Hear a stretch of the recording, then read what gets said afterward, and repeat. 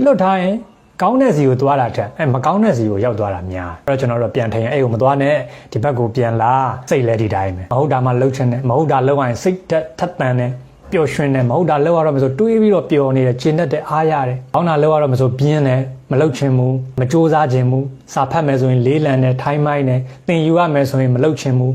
ဟုတ်ပြီနော်အဲ့တော့အပျော်ပါကစားရမယ်တောက်စားရမယ်သွားလာရမယ်ဆိုလို့ရှိရင်စိတ်တွေကပေါ့ပါတယ်လန်းဆန်းတယ်ဆိုတော့အဲ့လိုမျိုးမဖြစ်အောင်ကိုယ့်ကို control လုပ်ရတယ်မိမိကိုမိမိထိန်းချောင်းခြင်းအမြင်မှုကိုတိုးတက်မှုကိုရယူလိုတဲ့သူတိုင်းကတော့လိုပဲထိန်းရတာ control ဆိုတာဒါ management မှာလဲပါဝင်တာပဲကိုယ့်ရဲ့စီးပွားရေးပဲဖြစ်ဖြစ်ကိုယ့်ရဲ့စိုင်ပဲဖြစ်ဖြစ်အလုပ်အကိုင်ပဲဖြစ်ဖြစ်နောက်ဆုံးမိမိကိုယ်တိုင်ပဲဖြစ်ဖြစ်မိမိရဲ့သားသမီးတူမညီမပဲဖြစ်ဖြစ်နော်ညီပဲဖြစ်ဖြစ်အကုန်လုံးထိန်းမှုဆိုတာလိုအပ်တယ် control ဆိုတာလိုအပ်တယ်ကိုသွားခြင်းနဲ့လမ်းကြောင်းကိုရောက်ဖို့အတွက် control လုပ်ရတယ် manage လုပ်ရတယ်အဲ့တော့ self management မှာလဲအဲ့ဒီ self control လို့